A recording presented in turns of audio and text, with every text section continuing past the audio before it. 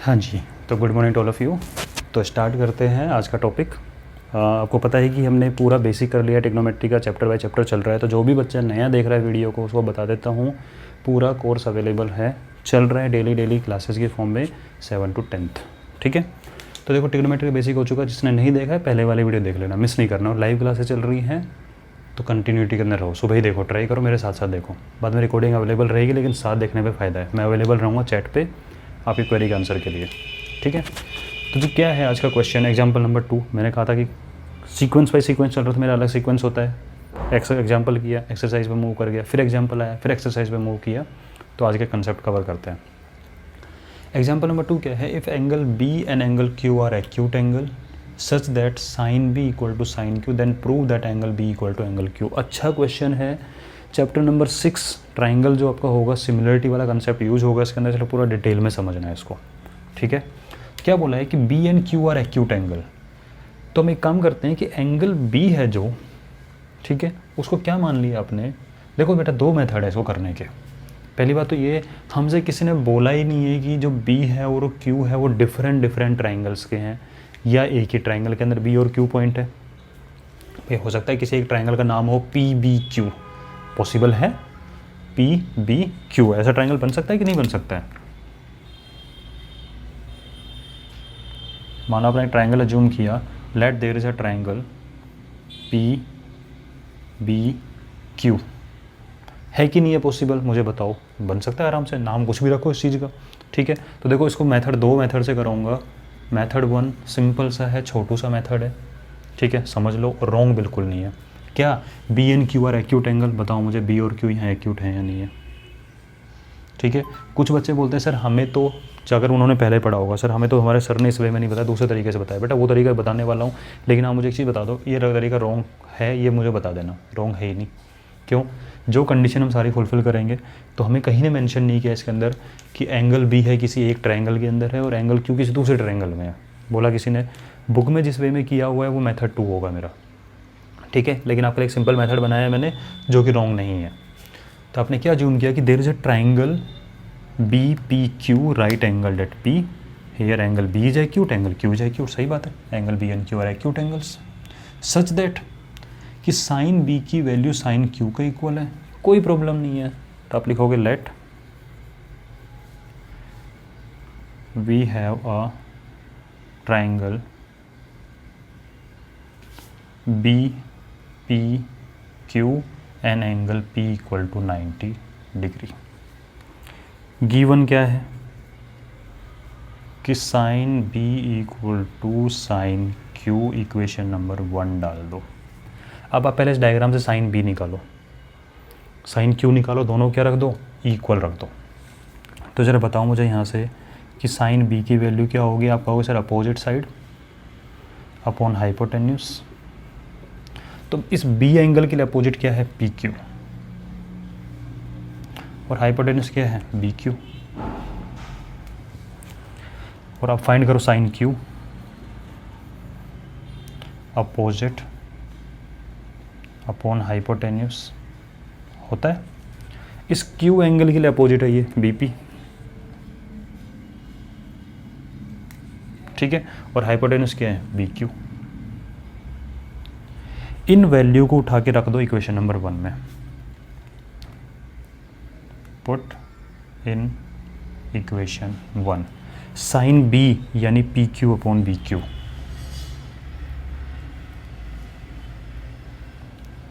Sign q यानी b p upon b q. B q से b q कटेगा, बिल्कुल कटेगा। इसका मतलब आपका ये निकल के आ गया कि P Q equal to B P. ठीक है, इसका मतलब जो पी क्यू साइड है वो बी पी साइड के इक्वल है, यानी कि जो आपका पी क्यू साइड है, ये वाला साइड जो है पी क्यू, वो बी पी के इक्वल है, ये वाला है इक्वल। निकल गया है हमारा, हमने कुछ मिस्टेक नहीं की है। ठीक है, तो बुक का मेथड है, थोड़ा लेंदी मेथड है, वो भी बताऊंगा, समझना ज़रूरी है। ठीक है, मेरा काम ये थोड़ी ना कि आपको क्वेश्चन कराए और चल दिए यहाँ से। ठीक है, अपना काम है कंसेप्ट बाय कंसेप्ट सारा कंसेप्ट क्लियर करना है। ये निकल के आया, एक बार इसको फटाफट से नोट कर लो जल्दी से। I am giving you 30 second, क्या तो नोट कर लो या इसका स्क्रीनशॉट लेके रख लो और कुछ लोग साथ साथ लिख लेते हैं तो अच्छी बात है, ठीक है। जल्दी लिखो बेटा इसको। तो यहाँ से हमें ये इन्फॉर्मेशन निकल के आई, ठीक है। अब इस इन्फॉर्मेशन को अगर आप यूज़ करो तो आपको एक ही पता लगेगा। So triangle B P Q is isosceles triangle. बताओ आइसोस्केलेस हुआ कि नहीं हुआ? टू साइड इक्वल है। और अगर टू आइसोस्केलेस ट्राइंगल होता है जिसमें टू साइड इक्वल होते हैं, उसमें बेस एंगल भी इक्वल होते हैं। आइसोस्केलेस ट्राइंगल की प्रॉपर्टी क्या होती है? Base angles are equal. So base angles are equal. भाई एक बताओ मुझे, आपने ट्राइंगल बनाया, ये दोनों साइड इक्वल हैं, तो इस साइड के अपोजिट वाला एंगल और इस साइड का अपोजिट वाला एंगल इक्वल होता है, इसको बोलते हैं वर्टेक्स एंगल। और इन साइड के साथ जो जुड़े होते हैं इनको बोलते हैं बेस एंगल, और ये होते हैं इक्वल। आइसोस्केलेस में ये होते हैं two angles equal, two sides equal, ठीक है। इसका मतलब कि इसके अपोजिट ये वाला एंगल, इसके अपोजिट ये वाला एंगल क्या होंगे? इक्वल होंगे। That means angle B is equal to angle Q, और हमने ये प्रूव कर दिया। यही तो प्रूव करना था। तो this method is correct. Simple सा है कि एक ही ट्राइंगल ले लो, क्यों फालतू में दो ट्राइंगल के पचड़े में पड़ना है हमें। सिमिलरिटी कंसेप्ट लगाओगे, ठीक है, लेकिन वो मेथड भी आना चाहिए, ठीक है ना। तो हमने ट्राइंगल इसी वे में जोड़ेंगे जिसमें बी और क्यू क्या थे? एक्यूट थे, बिल्कुल करेक्ट है। Sine B equal to sine Q given है, फाइंड किया, काटापीटी की, ये निकल के आया, डायग्राम में मेंशन किया, रहे तो आइसोस्केलेस निकल गया, बेस एंगल आर इक्वल, खत्म काम। सिंपल सा है, ठीक है। एक बार इसको नोट कर लो। ये है आपका मेथड 1, ओके। अब आते हैं मेथड 2 पे। डिटेल में समझना बेटा क्या है मेथड 2।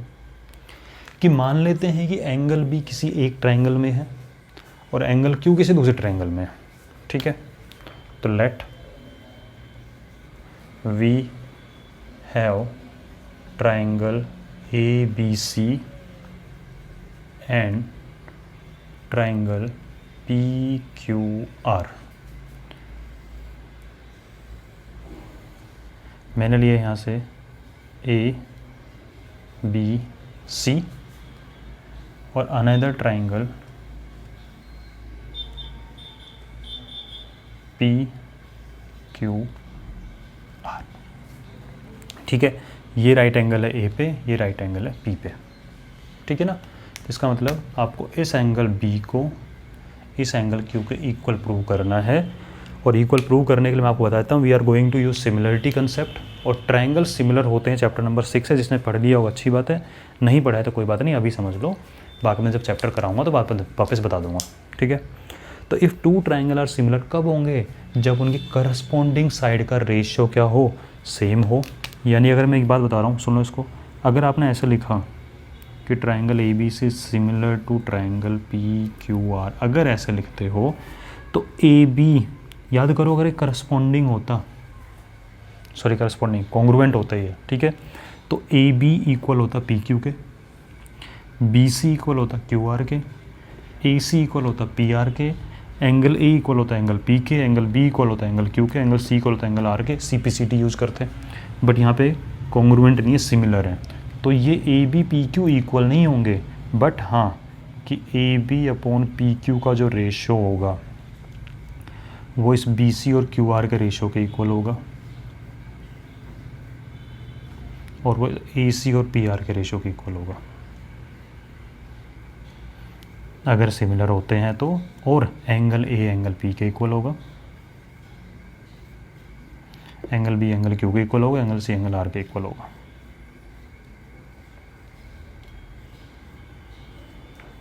तो ये कंसेप्ट यूज़ करने वाले हैं कि ट्राइंगल अगर सिमिलर होंगे, अगर साइड का रेशो सेम होता है, ट्राइंगल सिमिलर होते हैं तो एंगल इक्वल हो जाएंगे, और वही कंसेप्ट यूज़ करने वाले हम यहाँ पे, ठीक है। चलो जी, एक बार इसको नोट कर लो जल्दी से कि क्या कंसेप्ट यूज़ करने वाले, कंसेप्ट लिखना जरूरी है साइड में, इसको लिखो एक बार जल्दी से।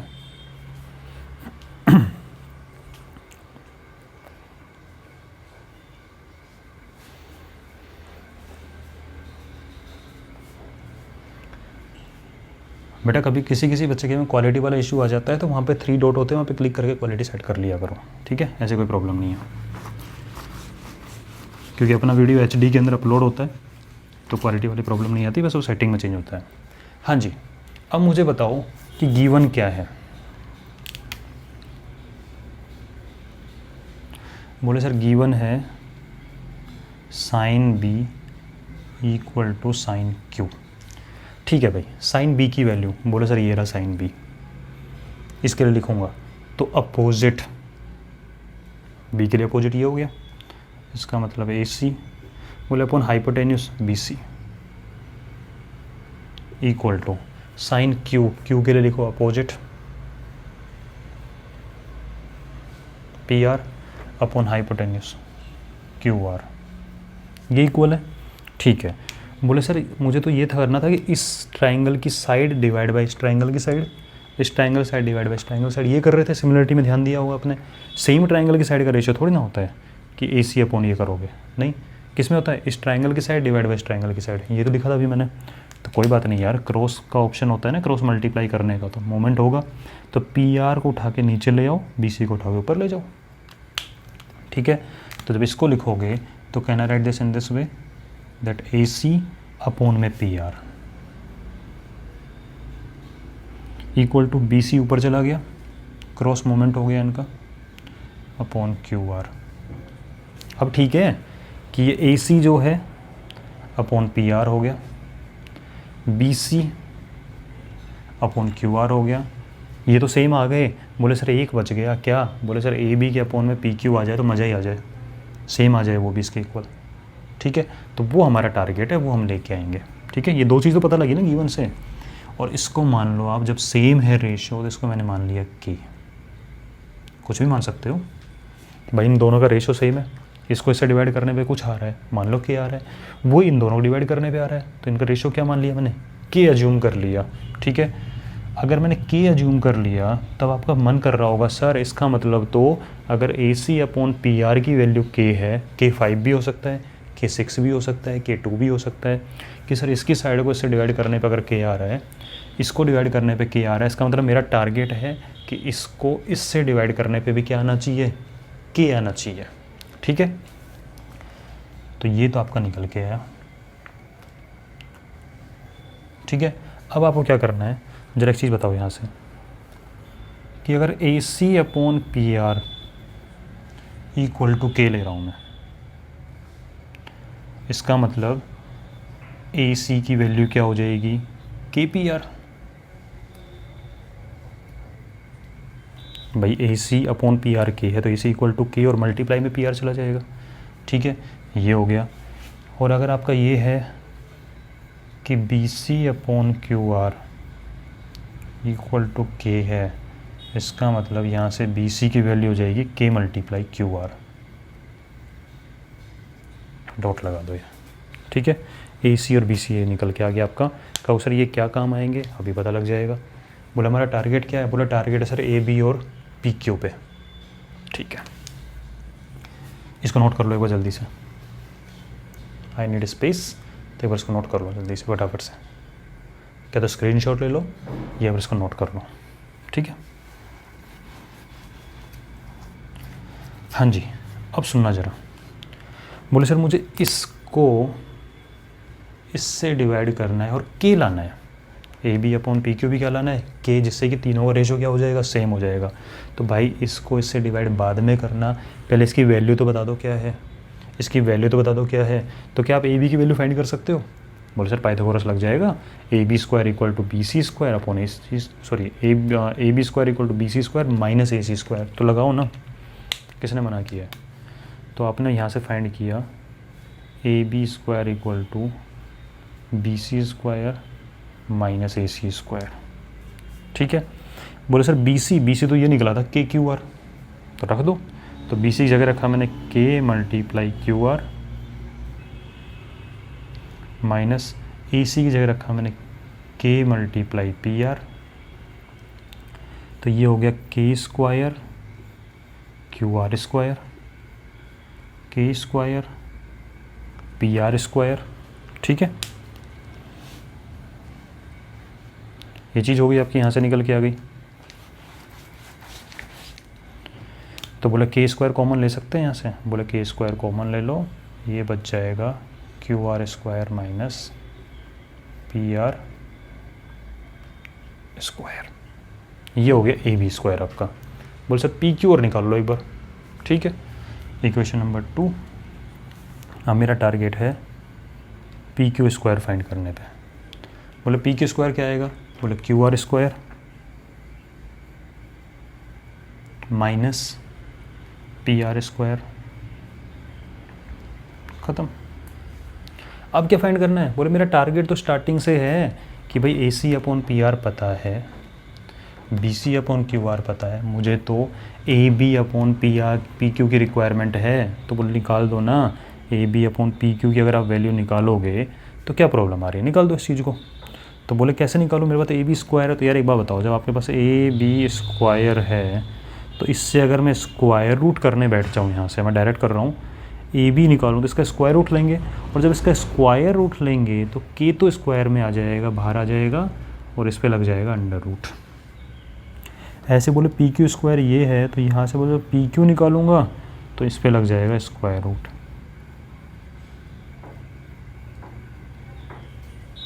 ठीक है, 10th में यार थोड़ी कैलकुलेशन माइंड में कर सकते हो ये वाली चीज़ की, ठीक है।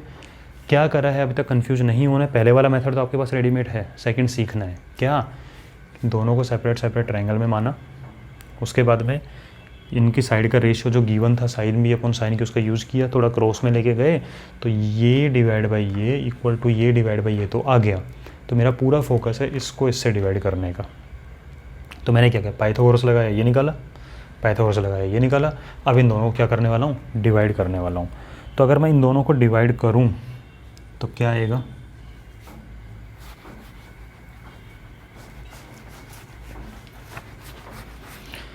बोले इनको डिवाइड कर दो। तो A B upon P Q अगर मैं डिवाइड करने लगूँ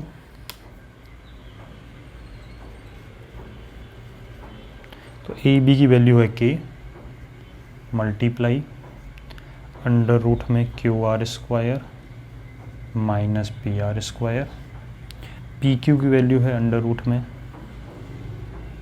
Q R square minus P R square. ये पूरा का पूरा कट गया, इसका मतलब आपका A B upon P Q भी क्या निकल के आ गया, के। ठीक है, इक्वेशन नंबर 4 रखना चाहो तो रख दो इसको। अब 4 और 1 से अगर हम कंबाइन करें, फ्रॉम 1 एंड 4, तो ये आपका जो A C upon P R है equal to B C upon जो क्यू आर है, और ये A B upon P Q है। इन सब की वैल्यू क्या निकल गई, के। बोले मेरा स्टार्टिंग से ये टारगेट था कि कैसे भी करके इसको इक्वल लेके आना है, उसी की तिकड़मबाजी लगा रहे थे जो भी। तो कंफ्यूज नहीं होना है, क्यों, कैलकुलेशन आपको आती है। सुनो मेरी बात बेटा, मैथ्स का सिंपल सा रूल है, कैलकुलेशन आपको आती है। हमें डर पता है क्यों लगता है, हम लोग क्या करते हैं कि हम कैलकुलेशन जो हमें आती है और जो कंसेप्ट है जो हम सीख सकते हैं, आप इन दोनों को मिक्स करके फालतू में डर जाते हो। अरे यार इस क्वेश्चन की बात करूँ, इसमें एक भी कैलकुलेशन ऐसी नहीं जो आपको नहीं आती। पाइथागोरस आपको लगानी आती है, डिवाइड करना आपको आता है, स्क्वायर रूट करना आपको आता है। तो आप थोड़ा कॉन्फिडेंस लाओ कि मुझे इस क्वेश्चन का कैलकुलेशन वाला पार्ट आता है सेपरेट, क्लियर वहाँ से। अब बात करते हैं इसकी कंसेप्ट की। तो कंसेप्ट सिंपल सा ये है कि दो ट्रायंगल थे, इनमें जो गिवन था इसका यूज़ करके एक रेशियो निकल के आया। इसमें दो साइड तो कवर हो गई, थर्ड वाली साइड कवर नहीं हो रही। तो मेरा पूरा टारगेट है थर्ड वाली साइड का रेशियो फाइंड करना, ठीक है। तो ये कंसेप्ट माइंड में रखना है कि थर्ड वाली साइड का रेशियो फाइंड करके वो भी के लाना है, जो कि आ चुका है। अगर ऐसे सेपरेट सेपरेट सोचोगे ना दोनों चीज़ों की, कभी भी कैलकुलेशन वाले पार्ट को लेकर क्वेश्चन के लिए नहीं डरना है। कैलकुलेशन तो आती है, ठीक है, सिर्फ कंसेप्ट पे फोकस करो। छोटा सा फटाफट 3-4 स्टेप का कंसेप्ट निकल के आया, गिवन है उसको लो, उसे रेशियो निकला, ज़रा क्रॉस में लेके जाओ ताकि सिमिलरिटी वाले कंसेप्ट वाली चीज़ चले। साइड का रेशियो वाला दो पकड़ में आ गए, थर्ड वाले को पकड़ना है, उसी का काम चल रहा है। तो इसको देख के नहीं डरना है, सर ये तो बहुत लंबा हो गया, ठीक है, समझ गए। तो कंसेप्ट पे फोकस करो।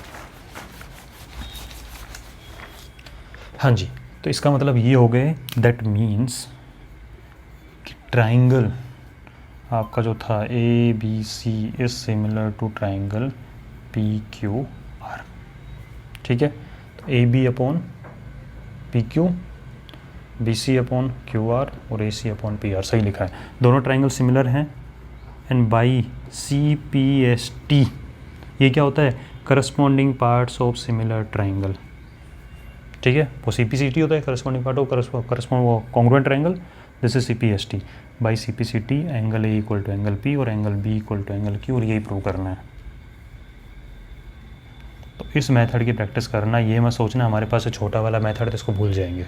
मैं फिर कह रहा हूँ, कैलकुलेशन पे ध्यान दे के डरना नहीं है, कंसेप्ट समझना। कंसेप्ट सिंपल सा, सिमिलर प्रूव करना है, साइड का रेशियो इक्वल लेके आना है, वही करने का हम जुगाड़ कर रहे थे जब से, ठीक है। तो इसको नोट करो। अब फटाफट कराता हूँ बाकी क्वेश्चन। हाँ जी, तो नेक्स्ट है आपका एक्सरसाइज 8.1 का क्वेश्चन नंबर 6, एग्जैक्टली सेम है और इसको हम छोटे वाले मेथड से करेंगे। क्यों? क्योंकि ये तो हेल्प भी कर रहा है हमारी, क्या कि if angle A and B are acute triangle such that cos A equal to cos B, then show that angle A equal to angle B। कोई प्रॉब्लम नहीं है, हम किसी एक ट्राइंगल में मान सकते हैं, क्यों दो ट्राइंगल का बछड़ा करें। तो let in triangle ABC angle C equal to 90 degree. तो आपने बनाया ट्राइंगल एक ABC 90 है। तो मुझे बताओ ये A और B एक्यूट हुए कि नहीं हुए? लग रहे हैं, ठीक है। अब बताओ मुझे गिवन क्या है। बोले सर गिवन है cos A equal to cos B। A के लिए लिखो कोस A क्या होगा? बोले sir adjacent upon hypotenuse. A angle के लिए एडजेसेंट क्या है? AC। बोला हाइपोटेन्यूस क्या है? AB। कोस B के लिए लिखते हैं adjacent is BC upon hypotenuse AB। AB cancel out हो जाएगा, that means your AC is equal to BC। This AC is equal to BC, that means this triangle is isosceles. So triangle ABC is an isosceles triangle, और अगर isosceles triangle है तो base angle क्या होते हैं? Equal, ठीक है। That means angle A is equal to angle B। छोटा सा क्वेश्चन है, ठीक है। इसी वे में करेंगे। सो दो ट्राइंगल पे जाके फालतू का पचड़ा नहीं फैलाना, क्योंकि तो प्रैक्टिकली भी लग रहा है यार ABC एक में ही होंगे, वो तो B और Q था तो लगा हुआ है यार ABC होगा और PQR होगा, ठीक है। इसको नोट करो जल्दी से, नेक्स्ट क्वेश्चन लेके आता हूँ मैं। अच्छा क्वेश्चन है नेक्स्ट वाला भी, पूरा फोकस करके सुनना है। हाँ जी, तो नेक्स्ट आपका एग्जांपल नंबर 5 डिफरेंट है, अब तक जितने क्वेश्चन किए हैं उससे डिफरेंट कंसेप्ट है। क्यों? पूरे का क्वेश्चन रीड करते हैं। ट्राइंगल OPQ P90 यानी P पे राइट एंगल है, OP7 वन साइड गिवन है। अच्छा OQ माइनस PQ ये क्या दे दिया यार, हमें दूसरी साइड तो गिवन ही नहीं है, डिफरेंस दे दिया साइड का 1 centimetre. And find sign Q and cos Q। बोले सर साइन Q कोस Q निकाल देंगे कब? जब हमें ट्राइंगल की तीनों साइड पता होंगी। तब तक अपन क्या करते थे, क्वेश्चन में हमें ट्राइंगल की 2 साइड गिवन होती थी, हम पाइथागोरस लगा के थर्ड साइड फाइंड करते थे, ठीक है। और उसके बाद में क्या करते थे, हम जो भी पूछा है ट्रिग्नोमेट्री रेशियो निकालते। लेकिन इस बार आपको क्या हुआ है कि आपको 2 साइड गिवन नहीं है, 1 तो साइड गिवन है और बाकी दोनों साइड का डिफरेंस गिवन है। तो क्या मेथड है? बुक के मेथड पे मत जाना, बुक में कन्फ्यूजन करने के लिए है। मैं आपको एक बहुत सिंपल ट्रिक से बताऊंगा ये वाली चीज़, और आपको एक बार में समझ में भी आ जाएगी। क्योंकि बात होती है हम स्टार्ट कैसे करें। तो P 90 डिग्री है तो O ये मान लेते हैं और Q ये मान लेते हैं। तो OPQ right angle at P। OP is 7 centimetre, ठीक है। और आपको क्या गिवन है? OQ minus PQ is 1 centimetre. Given है आपको OQ minus PQ is 1 centimetre. दोनों साइड नहीं पता, दोनों फाइंड करनी है, कैसे निकालें? तो देखो एक बात बताओ मुझे, अगर आपके पास में कुछ भी नहीं है और आपको कोई काम करने बोला जाए तो आप ये देखते हो यार कुछ तो पता हो। स्टार्ट करने के लिए हमें कुछ भी अगर पता है तो वहीं चलना स्टार्ट कर देंगे। तो हम स्टार्टिंग हमेशा वहाँ से करेंगे जिसके बारे में हमें पता है। भाई बात बताओ, पता है उसकी तो वैल्यू नहीं कर रहे हम, और अननोन को फाइंड करने चल दिए। ये तो वही बात होगी जो हमारे साथ पास में चीज़ उसकी कोई वैल्यू नहीं है और हम फालतू में दुनियादारी में पड़े हुए हैं, वो नहीं काम नहीं करना है। जो है आपके पास में उसकी वैल्यू करो। तो बोले सर क्या है? बोले कि यार होने हो तो आपको ये भी दिखेगा सर OQ माइनस PQ, इसको लेके चलते हैं। अरे यार एक बात बताओ, आपको क्या फाइंड करनी है? साइड्स। क्या फाइंड करनी है? साइड्स, ठीक है। बोले इन 2 साइड को फाइंड करने चल दिए फालतू में, और उनमें भी रिलेशन दिया हुआ है, पता तो है नहीं, इसकी वैल्यू कर लो यार, कम से कम ये तो गिवन है आपको, ठीक है। तो हम वैल्यू किसकी करेंगे, जो हमें गिवन होगा, इसकी वैल्यू पे फोकस करो, ठीक है। बाकी अपने आप सब भला कर देगा भगवान, टेंशन नहीं है। तो आप मुझे बताओ, आपने वैल्यू पे फोकस किया ओपी, तो ओपी कैसे फाइंड करते हैं ये आपको पता है, तो आप ज़रा पता लगाओ। अगर ये ट्राइंगल आपके पास राइट एंगल है तो आप ओपी कैसे निकालोगे।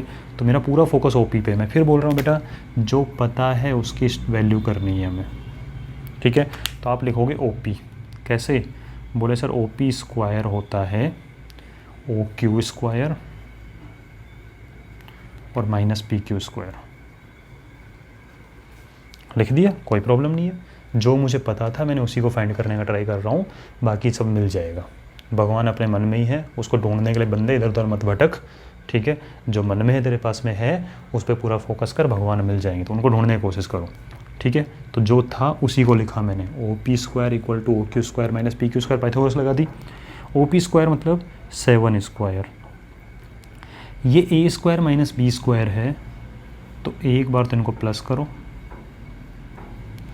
और एक बार इनको करो माइनस, ठीक है। ये आपका लग गया, आइडेंटिटी साइड में लगा दो कि a square minus B square equal to a plus b और multiply by a minus b, ठीक है। बोले ठीक है, अब सारी वैल्यू रख दो। बोले 7 का square is 49 and it's o Q plus P q और o q minus P q, बोले 1 दिया हुआ है तो 1 रख दिया। तो यहाँ से आपकी वैल्यू निकली O Q plus P Q की जो वैल्यू निकल के आई वो निकली 49, क्योंकि 1 मल्टीप्लाई में से कोई फ़र्क नहीं पड़ता, ये निकला 49। इसको इक्वेशन नंबर 1 मान लो, इसको इक्वेशन नंबर 2 मान लो, ठीक है। 1 को ज़रा नीचे लिखना है यहाँ पे लाके, इन दोनों इक्वेशन को ऐड करो। ऐड कैसे करते हैं, LHS इक्वल ऐड होते हैं। वैसे अगर आपको थर्ड चैप्टर पढ़ाऊंगा जब बताऊंगा, एलिमिनेशन मेथड बोलते हैं इसको, क्या एलिमिनेट हो जाएगा, वरना कोई दिक्कत नहीं है। हमें जब इक्वेशन ऐड करनी होती है उसका सिंपल तरीका है, LHS वाला पार्ट LHS में ऐड होगा, RHS वाला पार्ट RHS में ऐड होगा, ठीक है। तो अगर कोई दूसरी क्लास का बच्चा देख रहा है वो भी समझ सकता है इस चीज़ को। जब इन दोनों को ऐड करेंगे तो क्या होगा, O Q plus O Q करने पे तो 2 OQ आएगा, और पी क्यू में P minus P Q add करेंगे 0 बन जाएगा, तो ये बचेगा सिर्फ 2 OQ। इसको बोलते हैं एलिमिनेट हो जाना, एक दूसरे से एलिमिनेट हो गई ये। तो 2 OQ is equal to 49 plus 1 is 50। LHS को LHS में ऐड किया, RHS को RHS में ऐड किया, ये प्लस माइनस वाले कट गए, दोनों ऐड होके हो गए। इसका मतलब यहाँ से हमारा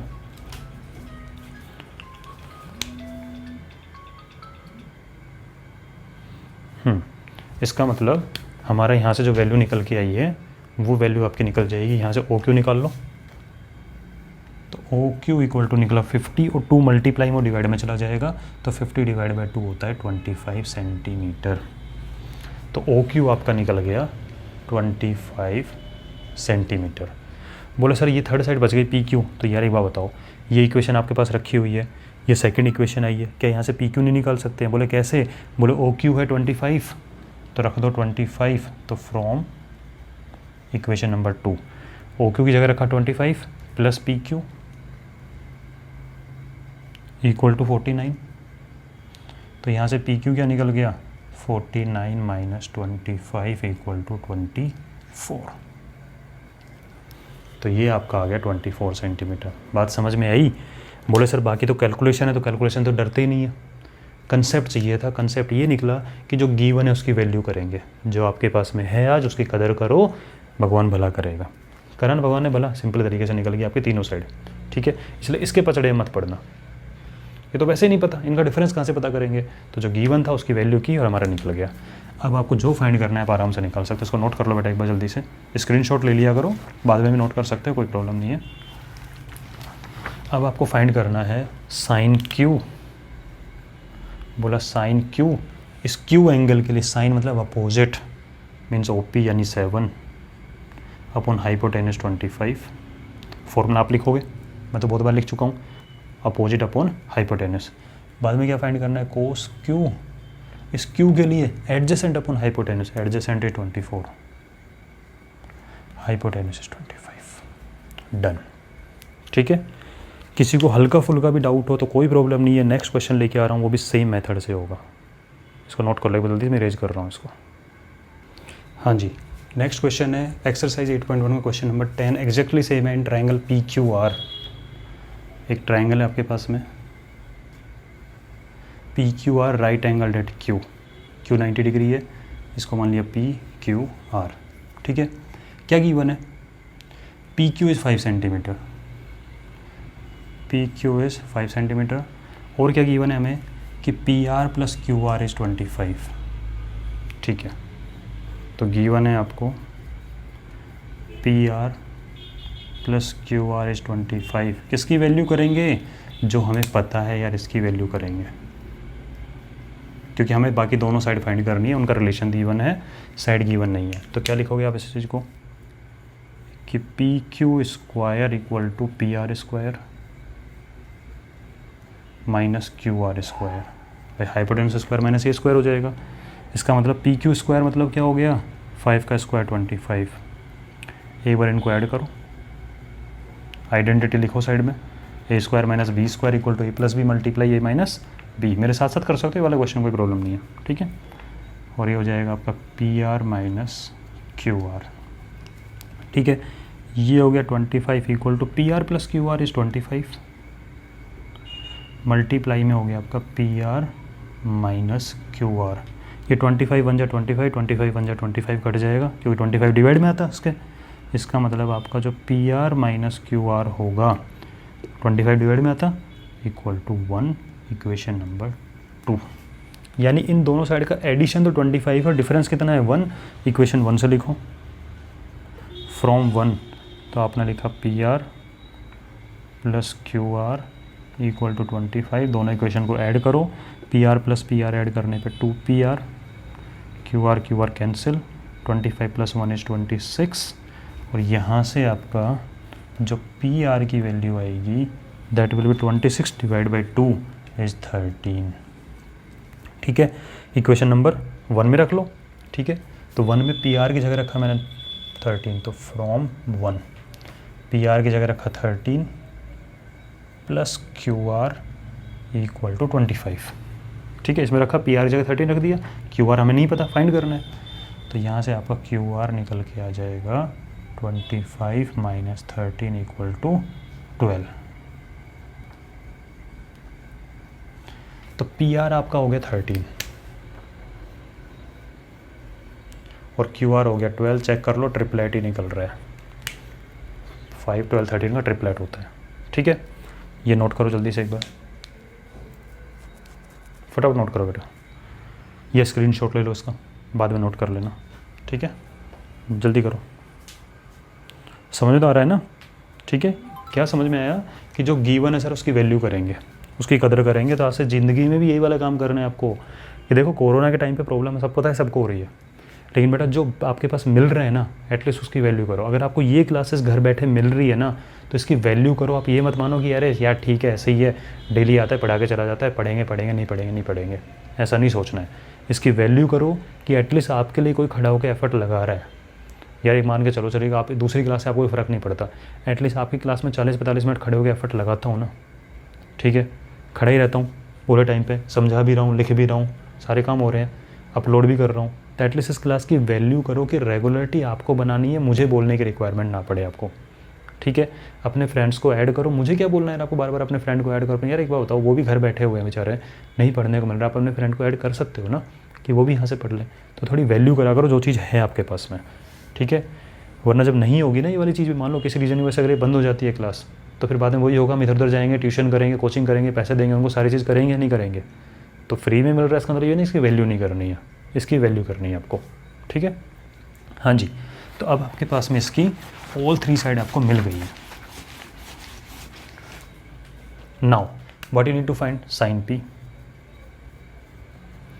पी के लिए साइन अपोजिट 12, हाइपोटेन्यूज 13, बोला कोस पी, बोला एडजेसेंट, तो पी के लिए बात चल रही है ना, ठीक है, adjacent 5, opposite sorry adjacent upon hypotenuse 13, और अगला हो जाएगा tan p, बोले साइन अपॉन कोस होता है सर, ये फॉर्मूला भी लिखना है, sine p upon cos p, 30 से 13 कटेगा तो 12 अपॉन 5 आएगा। और वैसे भी चेक कर लो, opposite upon adjacent 12 upon 5। Note करो एक बार इसको जल्दी से।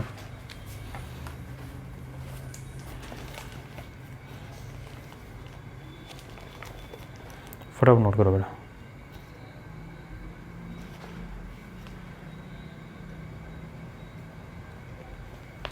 ठीक है, नेक्स्ट क्वेश्चन लिख रहा हूँ लास्ट इस एक्सरसाइज का।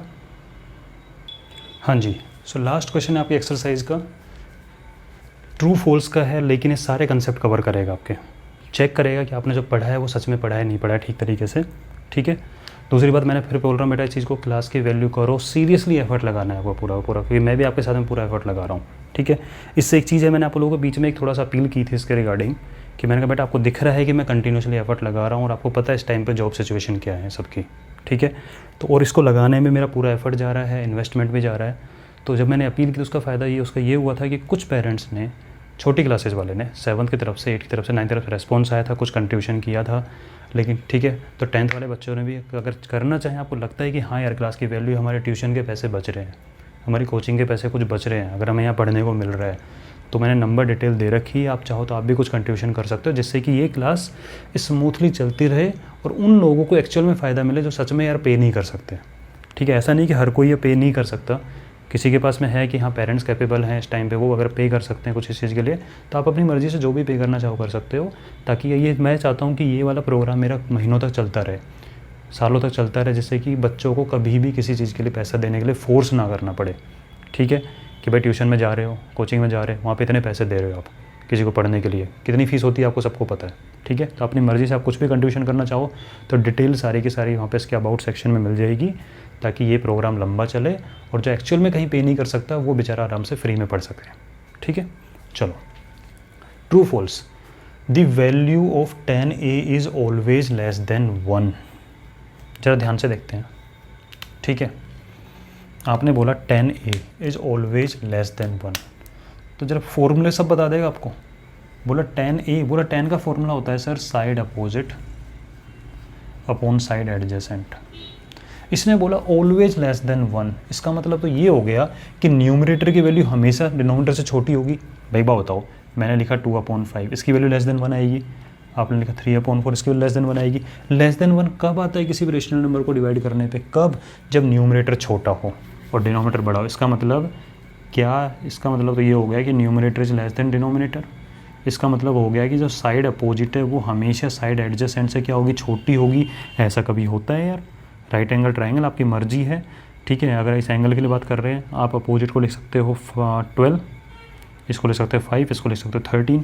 पॉसिबल है ये वाली चीज़ होना, ठीक है। यानी अपोजिट बड़ा हो सकता है, एडजेसेंट बड़ा हो सकता है। तो ऐसी कोई बाउंडेशन नहीं है कि आप अपोजिट या एडजेसेंट में से ये 12 हो सकता था, ये 5 हो सकता था, कि कोई बाउंडेशन नहीं है आपके पास में इस चीज़ की कि आपको एडजेसेंट को ही छोटा रखना पड़ेगा या अपोजिट को ही छोटा रखना पड़ेगा। So the value of 10 is always less than 1? No, it may be less than 1, it may be greater than 1 और it may be equal to 1। और अभी जो नेक्स्ट में बताऊंगा आपको टॉपिक जो चलेगा बाद में, उसमें आपको पता लगेगा कि 10 की वैल्यू डिफरेंट एंगल के लिए क्या होती है। लेकिन यहाँ से हमें फॉर्मूले से एक चीज़ क्लियर हो गई कि ऐसी कोई बाउंडेशन नहीं है कि अपोजिट हमेशा छोटी होगी, साइड एडजेसेंट बड़ी होगी, ठीक है। बात समझ में आई? तो दिस स्टेटमेंट इज़ फॉल्स। ये डायग्राम बना लेना फॉर एग्जाम्पल्स। एग्जाम्पल माइंड में रहना चाहिए कि ये 12 हो सकता था, ये 5 हो सकता था, ये 12 हो सकता था, ये 5 हो सकता था, ठीक है। ये 6 हो सकता है, ये 8 हो सकता है, तो ये 10 होगा। ये 6 हो सकता है, ये 8 हो सकता है, ये 10 होगा। तो भाई अपोजिट और एडजेसेंट में ऐसी कोई बाउंडेशन नहीं है कि कौन सा छोटा होगा कौन सा बड़ा होगा, कुछ भी हो सकता है हमारे अकॉर्डिंग, ठीक है। तो फर्स्ट हो गया आपका फॉल्स।